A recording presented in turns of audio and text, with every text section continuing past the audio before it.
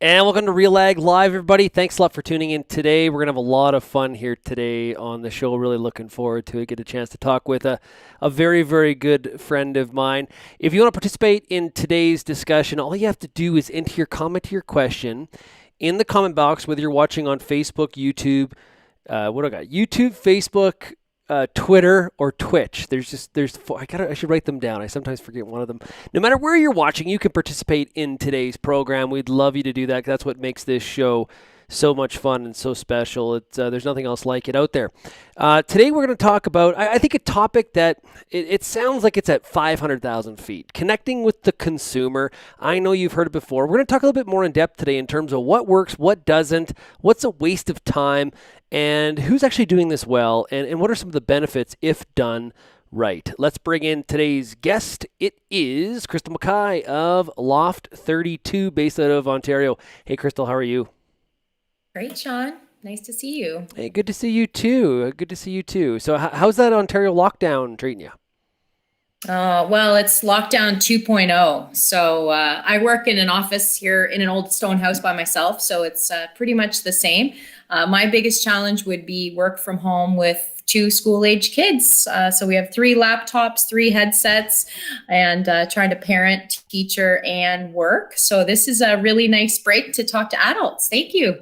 Well, hey, I try to do my best to accommodate everybody out there. Okay, so let's. I guess when you've spent your career working in this space of trying to connect agriculture to the end user, the market, the consumer, however we want to phrase that. Are we gaining ground, and how would we ever know? Like, how do you ever measure whether or not we're winning or losing in this battle? Well, I think in the long term game, we are absolutely gaining ground. We've increased the overall impression of farming and the connection with farmers. I would say definitely gaining ground. I would like to put a pause on this concept and talk for 2020/2021 when we're in the middle of a pandemic. And we can get to that. But I would say in the shorter term, I think we need to regroup and think about what's important to Canadians first. And it's not about learning where their food comes from right now. Yeah, that is a reality. I guess that we are we've learned during COVID that people's interest in food has heightened, but it's about just making sure they have food on the table as opposed to, That's like, right. we've seen some initiatives kind of given up on, like, so if all of a sudden a certain kind of food was absolutely critical to me, or cooked a certain way or raised a certain way, I may have forgone some of that because I'm just trying to make sure I got food on my table. Right. So I would say the old principles of agriculture awareness and ag education in general, which started in the late '80s, solid roots. There's not a place for that right now. What there is a really great place for is engaging with Canadians as human beings. So not focusing on bridging gaps between what we do on the farm and what you're doing at home, but rather what are our shared values and what are the things we have in common. So everybody working from home across this country, whether you're a farmer or in agribusiness or a lawyer in downtown Toronto, if you're trying to work from home, there are things that you are struggling with. Pets, kids, frustrations. You're lonely. There's all kinds of things as human beings that Canadians are struggling with right now. So while I said let's put the hardcore, let's talk about farming with Canadians on pause right now, I think if anything, there's a bigger opportunity to connect with them as human beings. Do you think the narrative sort of shifts, though, to trying to establish how agriculture can be one of the leaders in terms of helping Canada recover economically during a pandemic like this? Instead of it being like, here's how your food is raised, it's the fact that, hey, there's food on your shelf, and we can really help Canada economically here. I think, first of all, the health of the food system and food security is absolutely at the top of the list. So that we can talk with anybody about, versus the old, this is why we're important. And, this is how it's done. It's why the food system is important and how the food system has really stepped up to keep food on our tables, right? Unlike toilet paper. So the question about the economic driver side of the food system absolutely has to happen with political leaders. I don't think the average Canadian is too concerned about the overall economic drivers unless it affects their job. More so, it's about the political leaders absolutely need to be reminded and or brought to their attention for the first time if they haven't heard it about the value of feeding our country and the huge economic driver that we are. But having said that, the McDonald's of the world or other big food brands, they're still advertising to Canadians just as much as they were previous to the pandemic on here's why you should be buying our products and our food. Our like so. Are food companies living by that same standard you're establishing? Well, so I would say there's a difference between trying to sell a product and trying to earn trust. So we should view this game and earn trust in our food system and the people that grow your food, farmers, so like ourselves. That's a long game. That's a 40-year game. That's an 80-year game. So I'm saying the public trust game needs to have a pause and a regroup right now to say, let's connect with Canadians as human beings. Let's build relationships, remind them about the value that we bring to the table, literally and figuratively, with food security, right? Where you keep on keeping on nurses and first responders and moms and parents and people that are just struggling. We're struggling along with you. We hear you. We'll build a relationship with you. We'll get back to you on more about our sector later. Versus the advertising, which is always, if anything, maybe more than ever, they need time to sell their products. So what's the risk if we don't take a pause? Do you think that we wear away at our utility? We'll be a bit tone deaf and will not be effective if we're trying to talk to people about what's the difference between dairy and beef and, the nuts and bolts of supply management or whatever your topic is that you wish they knew about. Right now, they're just not interested. And it goes back to, I don't know if you remember Maslow's hierarchy of needs. I took one psychology course and I still remember one important thing, and I quote it all the time, but it's never been more true, that they're not interested in social discussions about how a chicken is raised or, is that Roundup going to hurt me, when they're just concerned about health and safety, that very base. So let's save those social high level issue discussions for another time and just connect with human beings. And there's actually a lot of ground to be gained, pardon the pun for farmers, but a lot of ground to be gained on public trust if we actually listen to people and commiserate with them to say, what are you concerned about? We have the same struggles. Yeah. And what I guess as we look back at COVID, do you think that, I made the statement earlier that people have taken more interest in where like the food system, just from a reliability standpoint. Of course, when we saw videos of early on where people were dumping milk, it was hysteria. I think it might have been one of our top stories of 2020. What do we learn from all that? Well, food security and the value of growing our own food here at home, close to home in Canada, I think that's been put on the agenda like we've never seen before. So that we can absolutely keep reinforcing to say, keep buying Canadian, trust the food grown by your neighbors, support our economy, support local, and have some of the best food in the world grown close to home. So the value of, we've been taught this, think globally, act locally, and local food versus, we're a global economy. We're big traders, obviously. I don't have to tell you, from the West. So we have this big global picture, but when it comes to that Maslow's hierarchy of needs and food security, we want food grown close to home, and we want to be sure that some trading partner doesn't feed their own country first and we don't get access. Yeah. And so, okay, let's look forward then. Let's assume, vaccine gets rolled out second half of 2021. We're back to what we'll deem some sort of new normal. I hate that phrase, but we'll just we'll use it against all objections. Use it as a placeholder. I said it. Yeah. What has changed in terms of the way that we need to be communicating with our customers?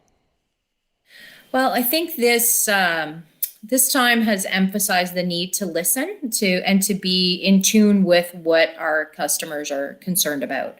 So it's not one-way communications. We can't advertise our way to trust. And I've always said that, but this time has emphasized it more than ever, that it's they're looking for authentic communications. They don't want any BS, don't whitewash it. We want authentic communications from real people. And in this time of uncertainty and, concern, everybody's got this high high level of concern about other things, if they can say their food supply is one thing they don't have to be concerned about, isn't that awesome? Who do you think's doing this really well? Is it a company? Is it a group? Is it a person? Like, what are you seeing out in the marketplace?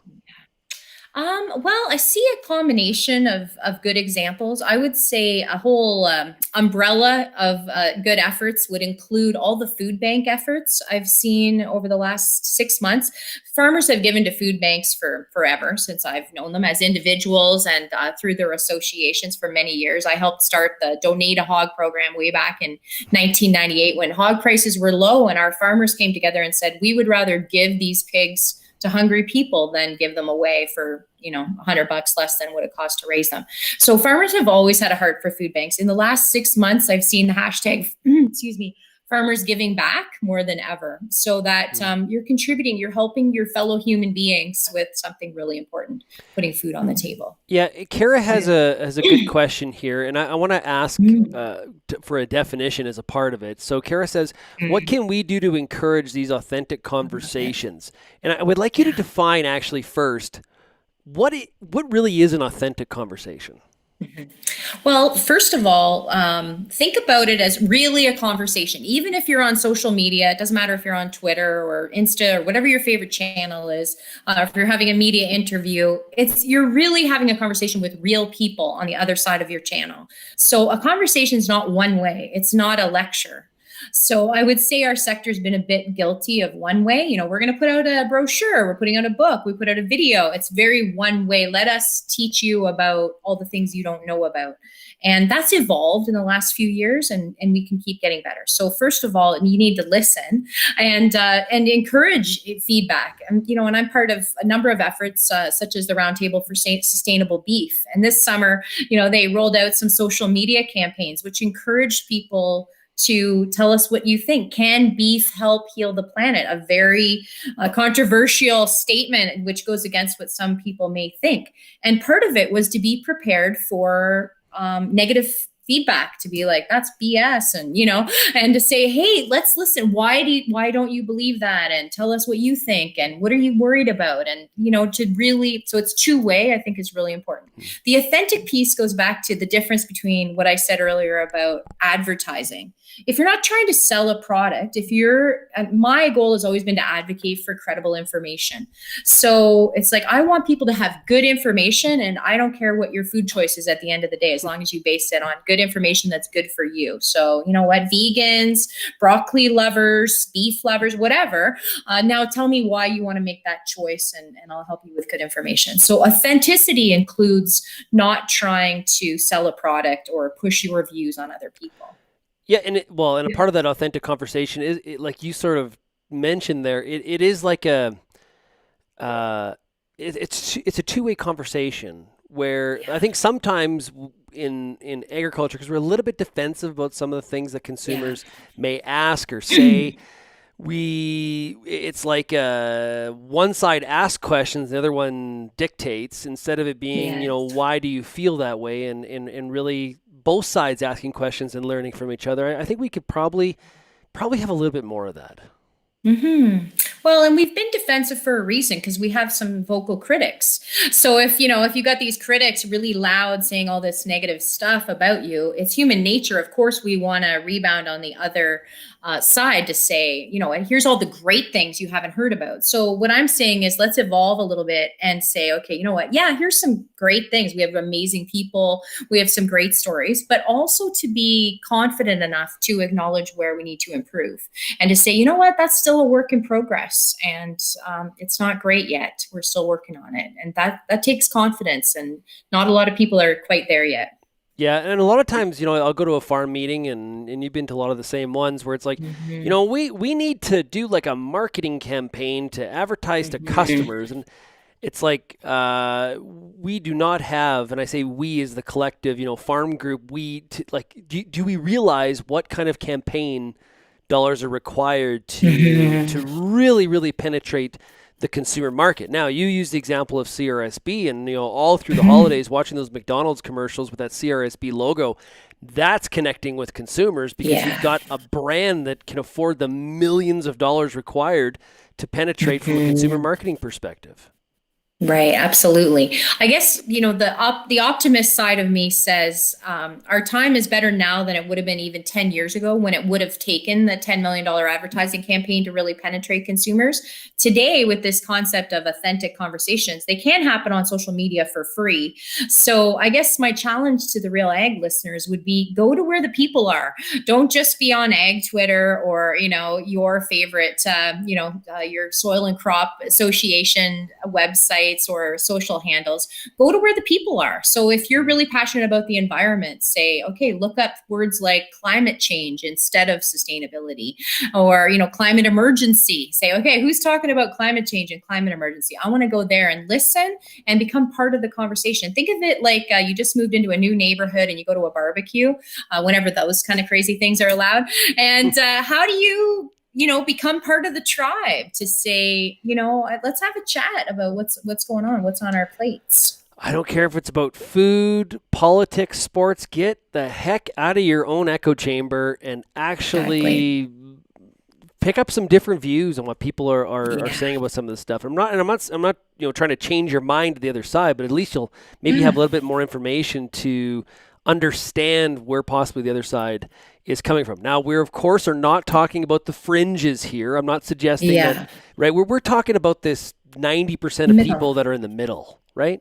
Exactly. Most Canadians are in that gray zone. They're not in that extreme for or against something, and those are the people that you say, "Sorry, you feel that way." And let's have a conversation with the other people in the middle and ask them. And I love the question, why? When I spent my first 100 days a year out of university at public events in downtown Toronto, Ottawa, all the urban centers, standing in front of a veal calf talking about where veal comes from, in front of a hen in a cage talking about eggs.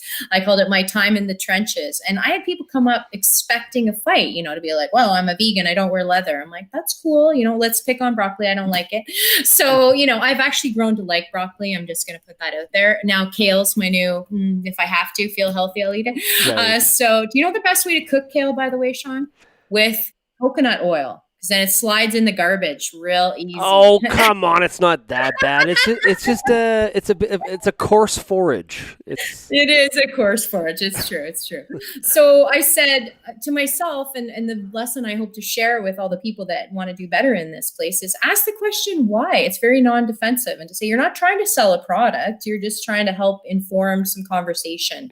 And at the end of it, you might say, I'm sorry you feel that way, or it maybe I hope that I learned something from you and you learned something from me, and walk away. so what is this project you're doing with our good friend Andrew Campbell called Utensil? Yes. What is this? Well, it's super fun. We call it utensil because it's a helpful tool. We are not helpful tools, just for the record, but we like helpful tools. You said it, And not me. You said it. Huh? yeah. Kale is pretentious lettuce, Lindsay. You are absolutely right. And like artichoke, if you throw it on a pizza, you can charge an extra $10. That So is there you true. go. It's true. So anyway, Utensil is our new project with Andrew Campbell, where we both may have had a beverage or two and sat down and said, what do we love to do, and what problems can we help solve better together? And the first idea that had come to us was that we were told we should do is write a book. And both of us said, quite the opposite of a book. I think we need to do many, many short videos and many things online. I think there's too much information. So we went completely opposite of book and said, let's create this new online resource that's super practical, conversational, and helpful. 3 words that we like to use to describe ourselves. And who is the target market? So the target market is anybody who works in agriculture and food. So whether you're a farmer or work for agribusiness, those are our first 2 target audiences. And then we'll go right through to food processing and anybody who works with farmers or agribusiness. So the first place we started with is called the Utensil Guide, which is a plain language guide. Because what the heck are we talking about with all these TLAs, 3-letter acronyms, as we like to say? So people, if you just think about a new grad or somebody you hire that's got a degree in agriculture or marketing, but they come over to our sector, or somebody in policy that gets a job with the Ministry of Agriculture. Smart people, but they're like, what is this NMP, RMP, CFIA? What is this crazy talk these people have? Yeah. And, I'm from Ontario, so I plant crops, use seed crops. We're Aggies. We can't even decide what to call it. Mm-hmm. So we started with a plain language guide. It's free. You can see it at utensil.ca, over 700 terms, and people are adding terms all the time, which is super fun. They're like, hey, I use this word and you don't have it. So thank you. And I encourage more people to do that. And then the second piece. Oh, go ahead. Yeah, sorry. Go ahead. No, go. Oh, the second piece I was going to say is called Utensil 101. And Andrew's the lead on that. And it's a video library that people can subscribe to, which basically we take many, many years of experience and package it up into a 3-minute video. So like, what are the top 3 things you need to know about supply management? What are the top 3 things you need to know about how antibiotics are used on farms? And people subscribe to that. And I think my best quote came from a guy from Farm Credit who was part of a pilot project, who said, I learned in 3 minutes what took me 4 years to figure out on the job, which I was like, I may have cried a little bit and said, that's exactly what we're trying to do, is let's equip these smart people with resources to do better. I'm sure you have fun while you're doing it. I couldn't imagine you and Campbell getting together and not having fun. Well, loud laughing is absolutely part of our regular agendas. Oh, and, he has got the loudest laugh. Oh my Lord. His laugh. I had to travel on a bus and I said I had to. It was a lot of fun. But he was on one of our panels for a tech tour a couple of years ago. And we traveled across Western Canada for a week, and you always knew where he was on the bus. That dude is loud. Yeah. I know. I love it. I'm a loud laugher too. I think it's part of our Scottish heritage. I don't know, but definitely having fun, and all the resources we've created, they're not too dry and boring. Let's put it that way. That we said we definitely need to. This isn't a university lecture. It's meant to be fun and conversational. Yeah. And here's Kara wants to know if Campbell's louder than Lindsay and her. Yeah, I think, less hand talking, but he might be louder. I think he's going to take the gold medal on the loudest laugh for sure, but they're good contenders. We're all competitors. I'm competitor myself on the laughing, but he's definitely up there. The beautiful thing I love about Andrew and working with him is he amazes me that he farms, he parents, and he does this communications gig on the side. So, he'll call me from a combine or a tractor or, wherever he is to say, oh, how about this? And I've always believed that if you want something done, you give it to a busy person. So working with with Andrew on this utensil project, and we have a new course we're working on actually, which I'll share with you in another show, but a sneak peek. It's with a girl named Sherilyn, and it's about how to work with farmers. And so when the 3 of us put our heads together and say, what can we do better together to help this industry? It's fun and it's exciting. And I like to think we're putting together some good content.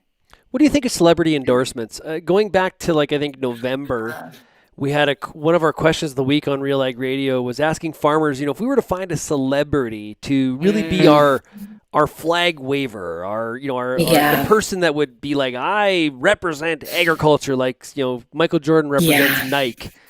I got some unusual responses from some farmers. Some farmers are not marketers. I will just point that out. What do you think about the idea of celebrity endorsement? Yeah.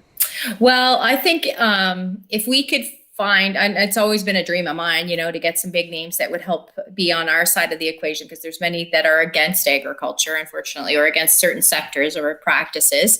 The value of a celebrity is their reach. So our biggest challenge is reach, right? So we have some of the best content, and, I've spent some time learning about other sectors and how they communicate at the hospital field this past year with a fundraiser with my dad. And I have to say, I was really proud of our efforts and how they stack up compared to other sectors. We're doing some great work, but our reach is way too small.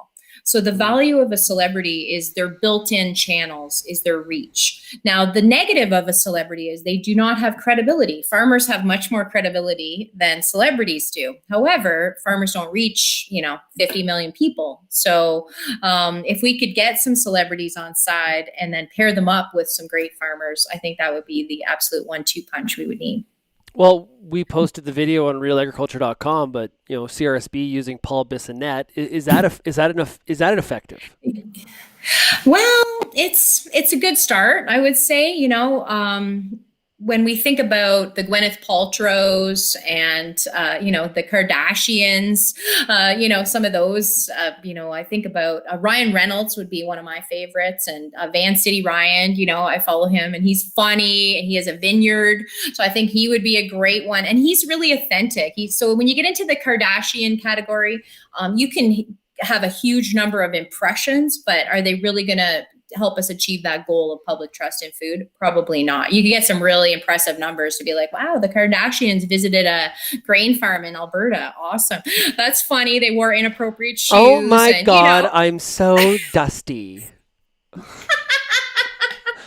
Right? exactly. Right. I just picked this pea myself in the field. It's so exciting. So Yeah. you would get huge numbers. It would blow any of our existing efforts numbers like out of the water by 50 million. But is it really going to achieve that? Remember, I said this is a 40 or an 80-year goal? Probably not.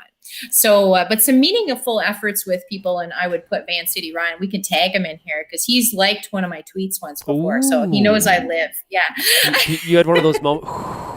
I did. I was like, well, I actually have about 3 different versions of him following me on Twitter right now. Now they have collectively about 10 followers, so I'm guessing it's not the real him. So, but I was still excited to get to know that he followed me. But if the real Van City Ryan, I just hold him up as an example. He's Canadian. He has a vineyard. He's got a really great sense of humor, obviously, and he's got some really funny videos promoting his vineyard. Which have you seen them with the "Our workers are crying to water the crops"? Oh, it's No, I hilarious. haven't. I gotta So check it out. yeah, check it out. It's one of my favorite. That's the tweet I liked because I said this wins Twitter today, and it was liking his comment. His commercial is really good. Okay, here's a question from Brian. It's two-parter. So, and I'm assuming there's not a third. So I'll run with it. Brian, if there's more, let me know. It is when I hear Sask farmer, I think well-educated, well-traveled, smart, innovative, tech-savvy. How do we get people in Toronto to have the same image? Love it. That's awesome, Brian. So I've done some work. A big part of my work over the many years has been trying to understand consumers' behavior and understanding and appreciation of agriculture. And part of it, I started the first Faces of Farming about 1,000,000 years ago in the pork industry. So we spent a lot of time trying to figure out what people's image of a farmer was. And it is still, I haven't done anything quite lately, but I would guess it would still be old, white, and male. So we absolutely have a really great opportunity. It's been happening more and more, and there's all kinds of Faces of Farming equivalents that happen across the country too. I call it good news maker and stereotype breaker. So and I'll use Sherilyn Nagel as an example. I mentioned her as being part of Yep. our new project. She gave a talk at the Globe and Mail Center last June, and I don't think I've ever been more proud of our sector when she stood up at the front in front of a lot of suits from downtown Toronto, exactly who Brian wants to talk to. And they introduced her as she had a 10-minute, sponsored spot before lunch. And it was a forum on economics and trade and the future of Canada. So it was this big business-like Globe and Mail meeting. And the announcer stood up and said, next, we're going to have 10 minutes from, Sherilyn Nagel, a farmer from Saskatchewan, exactly as Brian described, who's going to talk about farming as an economic engine in Canada. And I could see all the heads go down and they're writing, they're packing up their stuff. It's right before lunch. It's a tough spot. And as she started to speak, and I just watched the room, you could see the room become engaged. And I guarantee you, she established all those words that Brian just described as his version, but it took her changing the narrative. It took her personality, her style. She's not an old white man, and no offense to old white men, I love them. But she just changed their stereotype by nature of being her. And she had some fun. Like she put pictures of her crops up, and she's like, can anybody guess what this is? And she put a picture of marijuana, just seeing if you're paying attention, so she had a little fun with them, right? And it was incredible. So it absolutely can be done, but it takes a strategy to put our people where they need to be, where those conversations are happening. Yeah, and I think, and we also need to consider that sometimes we describe ourselves to people outside of our bubble in the way that how we want to define ourselves. So if I say Right. that farmers are tech savvy, Mhm. that may not mean the same thing to the consumer like it means to us. And that's the challenge here is that when the consumer is just not that one person. It's not like they're just not all being replicated in a box like a bunch of a bunch of drones. They're a very, very diverse group, whether that's ethnically, their interests. It's just broad, and that's one of the challenges, I think. Well, I think the base, and it happened, it started when we were doing our work on figuring out the base for Faces of Farming, and it absolutely continues today, is to make sure people have an understanding of farmers as caring people first, that you're committed to the land, your animals, of putting safe, healthy, affordable food on the table, that even though your farms look very different than your great great grandfathers, you still have that same heart for farm. We have to start there. Sometimes, and maybe Brian's in this boat, we're frustrated that we want to jump ahead to make sure they know we're smart, tech savvy people. Yeah. We're not some old, uneducated hick. So I always say we have to take our great great grandfather, old McDonald's farm, and send 3 generations of kids to school and or back to the farm, and then introduce them to the public. So we kind of have old McDonald's, straw pitchfork over here. And then we have factory farm, evil, corporate driven over here with the real farmer, please stand up. And we're somewhere in the middle. So when we want to introduce ourselves to the consumer and change the impression, my caution would be, don't run to be too tech savvy because you'll be a little too closer to that evil factory farmer. Start with the heart for farm first, and then work your way through to, well, when I came back from school, I started making these changes, and but Mhm. we need to not forget the heart for farm first. Yeah, and Kara just sent me a text and reminded me that kind of we were talking about celebrities earlier. We've had a situation where we wrote a Kara wrote a story going back to mid-December. Some ranchers along the Rockies are really concerned about the Alberta coal policy in terms of really trying to just drill a hole in the side of the mountain to mine coal. The ranchers are trying to create awareness. We did an interview. Kara did a great job. Got a lot of pickup. Corblund, the singer, retweeted Kara's story, and it triggered him to do some research. And today he's making media rounds all over the place because he wrote a song about what's going on with these ranchers. That's there's an example of positive if you are concerned about this issue. There's a good example of how celebrities can really have an impact. Absolutely. And I would say that's a great one. And I love Corb's music. Mighty Neighborly, one of my favorite song quotes, by the way.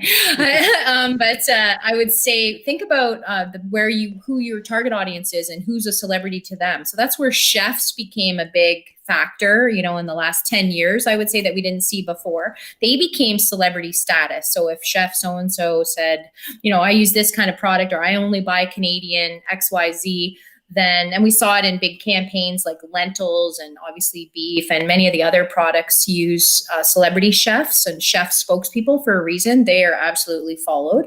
And we've seen an increase in dietitians taking on that role as well. So when it comes to the nutrition piece, I love to try to support dietitians to have a bigger voice in that place too.